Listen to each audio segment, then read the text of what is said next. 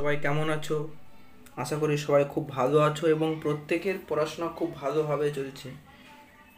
তো আমি দেখতেই পাচ্ছ যে আজকে লেখা আছে জীবন বিজ্ঞান বই। আজকে আমরা কী করব, যে জীবন বিজ্ঞান ভিত্তিক লাইফ সায়েন্স, অনেকদিন আমরা জিকে পড়ছি, আমি যে জেনারেল সায়েন্সে যাচ্ছি না। আজকে আমরা করব জেনারেল সায়েন্সের মধ্যে যেটা সব থেকে গুরুত্বপূর্ণ টপিক আছে, যে বায়োলজি বা জীবন বিজ্ঞান পোর্শনটা, সেইখানে অধ্যায় ভিত্তিক খেয়াল রাখতে হবে। অধ্যায় ভিত্তিকভাবে লেখা আছে, অধ্যায় ভিত্তিকভাবে 1000+ MCQ এর যে সিরিজ আমরা স্টার্ট করলাম, 1000+ MCQ আমরা কিন্তু এই ভিডিওর মাধ্যমে সলভ করবো। অনেকগুলো পার্টি ভিডিওগুলো আসবে। তো চলো বেশি দেরি করব না, তাকে প্রত্যেকে বলবো যারা এই সেশনটা দেখছো অবশ্যই একটা লাইক করে দিও এবং বন্ধুদের মধ্যে অবশ্যই শেয়ার করে দিও। আর যারা চ্যানেলে নতুন আছো অবশ্যই চ্যানেলটা কিন্তু সাবস্ক্রাইব করে পাশে বেল আইকনটাকে ক্লিক করতে ভুলো না। তো এই যে সিরিজগুলো স্টার্ট করছি, যে ভিডিও, যে একটা বেস্ট কোয়ালিটির কন্টেন্ট মানে ভিডিও পাচ্ছ, এইগুলো তোমরা কখনোই কিন্তু মিস করবে না। চলো বেশি দেরি করব না, আমরা শুরু করছি আজকের টপিক। এবং এটা রয়েছে, এটা কী বলবো, যে কোনো পরীক্ষার জন্যই, নট ফর WP KP, যে পরীক্ষায় যাও না কেন, যার যেটাই টার্গেট আছে, স্টেট সেন্ট্রাল, সেই পরীক্ষা সকল চাকরি পরীক্ষা বিশেষভাবে সাহায্য করবে কিন্তু এইটা। চলো, আর যদি এটার কেউ PDF নিতে চাও, PDF এখন আমি কোথাও আপলোড করিনি, তো PDFের কথাটা ভাবছি আমরা। এই যে PDF সেশনটা আমরা ভাবছি, আমার নতুন একটা গ্রুপ করার ইচ্ছা আছে, যেটা তোমাদের টেলিগ্রাম গ্রুপ করার ইচ্ছা আছে। তুমি জানিও যে টেলিগ্রাম গ্রুপ করলে কেমন হয়, সেখানে যদি PDFটা প্রোভাইড করে দিতে পারি।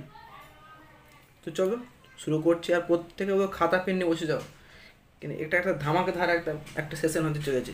চলো খুব তাড়াতাড়ি শুরু করছি। আমাদের প্রথম যে টপিকটা রয়েছে, সেই টপিকটা আমরা গুরুত্বপূর্ণ টপিক যেটা রয়েছে, প্রথম টপিক, যে জীবন পাঠ, জীবকোষ ও টিস্যু এবং কোষ বিভাজন, এটা নিয়ে আমরা কিন্তু কোয়েশ্চেনটা আলোচনা করব। চলো শুরু করছি। তার আমরা কোয়েশ্চেনটা একটু বড় করে নিই।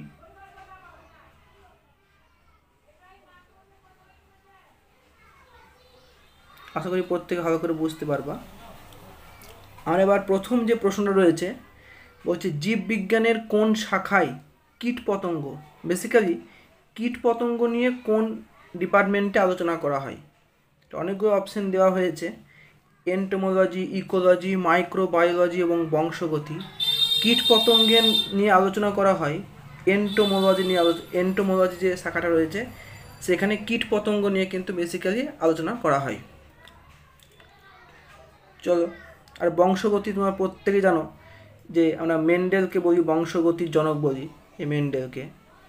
চলো আমরা দ্বিতীয় প্রশ্ন দিকে এগিয়ে যাব। বলছে শ্রেণীবিন্যাসের উদ্দেশ্য কি, মানে এম অফ ক্লাসিফিকেশন। শ্রেণীবিন্যাসের উদ্দেশ্য যে জীবের উপদয় সম্পর্কে জানা, না জীবের এককের নামকরণ করতে পারা, না বিস্তারিতভাবে জ্ঞানকে উপস্থাপন করা। অবশ্যই জ্ঞানের মধ্যে এখানে কোনো মানে এটা, এই অপশানটা একদম খেলা করার জন্য দেওয়া হয়েছে, এখানে অপশানের কোনো দামই নাই এখানে। শ্রেণীবিন্যাসের প্রধান উদ্দেশ্য কি, এই যে অপশান দুটো দেখতে পাচ্ছ, 1 এবং 2। জীবের উপদল, জীবের যে সমস্ত শাখাগুলো আছে, যে পার্টগুলো, সেই সম্পর্কে জানতে পারবো। এবং নামকরণ, এটা খুব গুরুত্বপূর্ণ, নামকরণ যেটা করতে পারা, তার উপর বেসিক্যালি সেই জন্য কিন্তু শ্রেণীবিন্যাসটা করা হয়েছিল। তো পরবর্তী প্রশ্ন যাব, যে প্রজাতির নিচের স্তরের নাম কোন পদই হবে। প্রজাতির নিচের স্তর, এতে আমরা কিন্তু বহুপদী উত্তরটা করব। এক পরিমাণ বুঝতে যাওয়ার তার একটাই পা আছে, দ্বিপদী মানে দুটো পা, বহুপদী মানে হচ্ছে অনেকগুলো পা। পরবর্তী প্রশ্ন দিকে দেখছি, যে জীবের দ্বিপদ নামকরণ, এই দ্বিপদ নামকরণে কোন ভাষা ব্যবহার করা হয়। এই দ্বিপদ নামকরণে ল্যাটিন ভাষা ইউজ করা। তোমরা দেখবো যখন দেবা আমার বিজ্ঞানসম্মত নামগুলো দেখি, তো পাশে দেবা একটা ইংলিশে কিন্তু নাম লেখা থাকে, একটা ইংলিশে লেখা থাকে, সেটা আমরা দেবো একটা এই বেঁকি লেখা থাকে নামগুলো। ওই ভাষাটা হচ্ছে কিন্তু বেসিক্যালি ল্যাটিন ভাষা। চলো পরবর্তী প্রশ্ন দিকে যাব, যে শাখায় কৃমি সম্পর্কে, এই যে কৃমি না বলি না যে পেটে কৃমি হয়েছে, এই কৃমি সম্পর্কে আমরা জীবন বিজ্ঞানের কোন শাখায় আলোচনা করা হয়? কৃমি সম্পর্কে আলোচনা করা হয় হেলমিনথোলজি।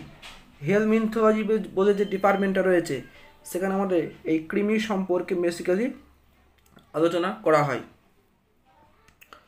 চলো পরবর্তী প্রশ্ন, যে পারস্পরিক সাদৃশ্য এবং বৈসাদৃশ্যের ভিত্তিতে জীবকে বিভিন্ন দলে ভাগ করাকে কি বলা হয়?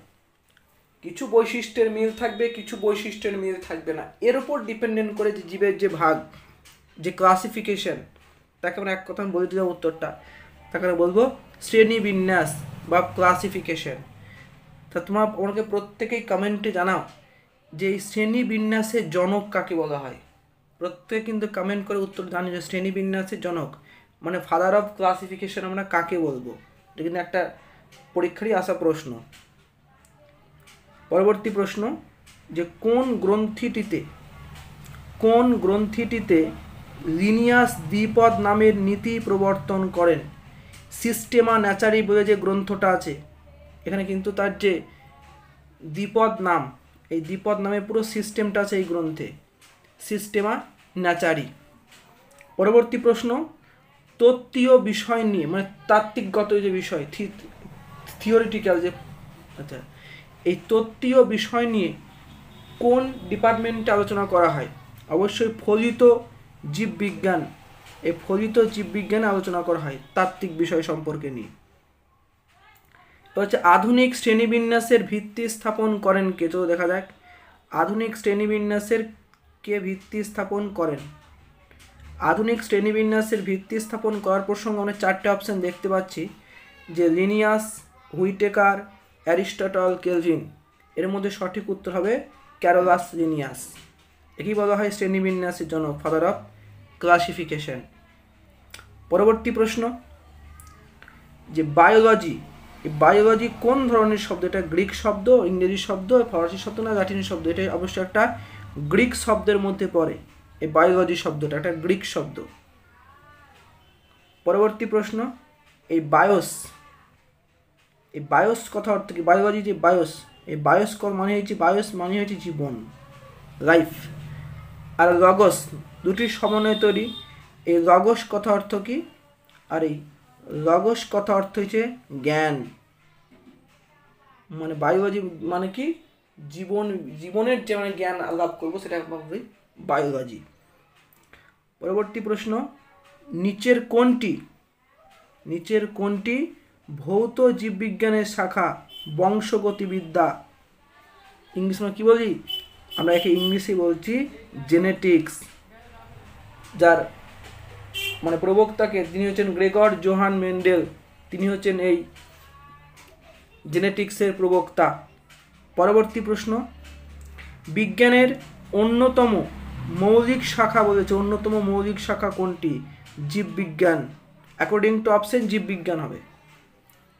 পরবর্তী প্রশ্নে যাব, ভৌত জীববিজ্ঞানের শাখা কোনটি? ভৌত জীববিজ্ঞান।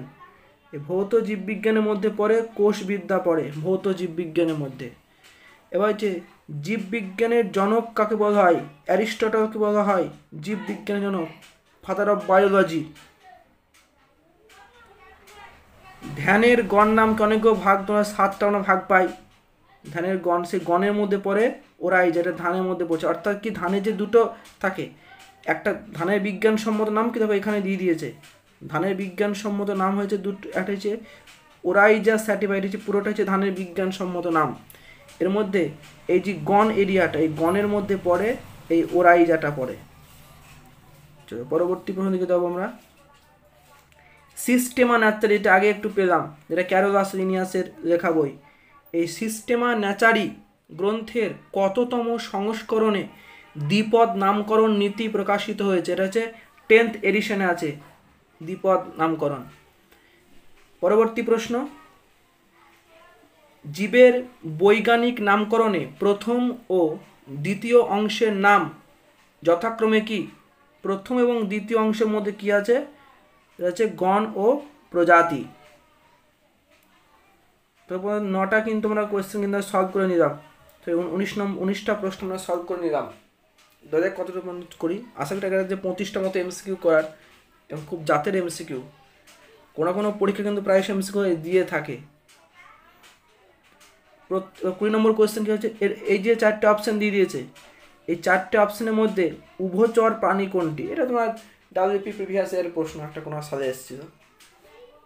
এর মধ্যে উভচর কথার মানে কি, যে জলেও থাকছে আবার স্থলেও থাকে, তাকে আমরা উভচর বলি। তো এই অ্যাকর্ডিং টু অপশানের মধ্যে কে জল এবং স্থলে দুটোতেই থাকে, সেটা হচ্ছে বুফো মেলানোস্টিকটাস। হোমোস্যাপি মানুষ, মানে মানুষ তো জলে থাকে না, এটা মানুষের বিজ্ঞানসম্মত নাম এই হোমোস্যাপিয়েন্টস। প্ল্যান্ডিয়াম ভাইভান এটা তো নয় অবশ্যই, আর নাইফা মৌচাক এটাও নয়। এর মধ্যে উত্তরটা হচ্ছে বুফো মেলানোস্টিকটাস। এটা হচ্ছে কোনো ব্যাঙের বিজ্ঞানসম্মত নাম, মানে কোনো ব্যাঙ যে এটা হচ্ছে ব্যাঙের বিজ্ঞানসম্মত নাম ধরা হয় আর কি, যে জল এবং স্থল যদি থাকে। পরবর্তী, নিচের কোনটি বলেছে দ্বিপদ প্রাণীর উদাহরণ, মানে কার দুটো পা আছে? অবশ্যই হোমোস্যাপিয়েন্স, মানে মানুষের দুটো পা আছে। আর এই দেখছি যে এখানে ছোট্ট যে অপশান দিয়েছে 4 নম্বর হচ্ছে অপশান দিয়েছে নেজা রয়েছে, এটা হচ্ছে সাপের বিজ্ঞানসম্মত নাম। চলো পরবর্তী প্রশ্ন, শ্রেণী বিন্যাসে বেশি অবদান রেখেছেন কোন ব্যক্তি? শ্রেণী বিন্যাসের ক্ষেত্রে একটাই নাম মাথায় ঘোরাফেরা করবে, সেটা হচ্ছে ক্যারোলাস লিনিয়াস। ইস্ট কোন কিংডমের অন্তর্গত? ইস্ট হচ্ছে ফাঙ্গির মধ্যে পড়ে, ছত্রাক ইস্ট।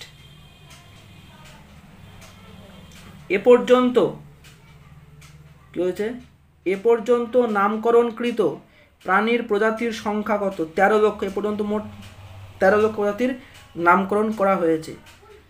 আচ্ছা 25 নম্বর কোয়েশ্চেনটা করি আজকে, এটা লাস্ট প্রশ্ন করব। যে এ পর্যন্ত কতগুলো উদ্ভিদ প্রজাতির নামকরণ ও বর্ণনা করা হয়েছে? 4 লক্ষ মতো নামকরণ ও বর্ণনা করা হয়েছে। প্রত্যেকেই জানো যে ভিডিওটা কেমন হয়েছে, ছোট্ট একটা সেশন, বেশি বোর করবো না। 25টা এমসিকিউ সলভ করলাম, 25টা খুব ভালো প্রশ্ন। প্রত্যেকে ভিডিওটা আশা করি ভালো লেগেছে, অবশ্যই লাইক করে দিও যাদের এতক্ষণ ধরে ভিডিওটা দেখেছো, আমার নিশ্চয়ই তোমার ভালো লেগেছে। এবং বন্ধুদের মধ্যে অবশ্যই শেয়ার করতে ভুলো না ভিডিওটা, যাতে তুমি যেমন উপকার পেলে তোমার বন্ধু যেন সমান উপকার পায়। এবং যারা চ্যানেলে অবশ্যই নতুন আছো তাদেরকে বলবো যে চ্যানেলটাকে অবশ্যই সাবস্ক্রাইব করে পাশে বেল আইকনটাকে ক্লিক করতে ভুলো না, তাদের নতুন ভিডিওর আপডেট তোমরা কিন্তু এই চ্যানেল থেকে পাবে। চলো আজকের মতো এ পর্যন্তই। পরবর্তী ক্ষেত্রে কালকে ভিডিওটা অবশ্যই দেখিয়ে নিও, কাল যেটা আপলোড হয়েছে ওই সিন্ধু সভ্যতার উপর যে 1 শট ভিডিও দিয়েছি, এরকম 1 শট ভিডিও আসবে কিন্তু অল্প দেবো, কারণ এটা হচ্ছে থিওরিটিক্যাল একটা বিশাল বড় পার্ট। এরপর পরবর্তী কালকে একটা দুর্দান্ত মেগা মক আনবো, ভাবছি এটা জীবনবিজ্ঞান বাকি কোয়েশ্চেন করবো না, একটা অন্য একটা বিষয় করে একটা দুর্দান্ত একটা মক টেস্ট নিয়ে আসবো। চলো আজকে এখানেই থাক, দেখা হচ্ছে পরের ভিডিওতে। ততক্ষণ সবাই খুব ভালো থেকো, সবাই খুব ভালো রেখো, আর দুর্দান্তভাবে প্রিপারেশন করে থাকো। চলো টাটা।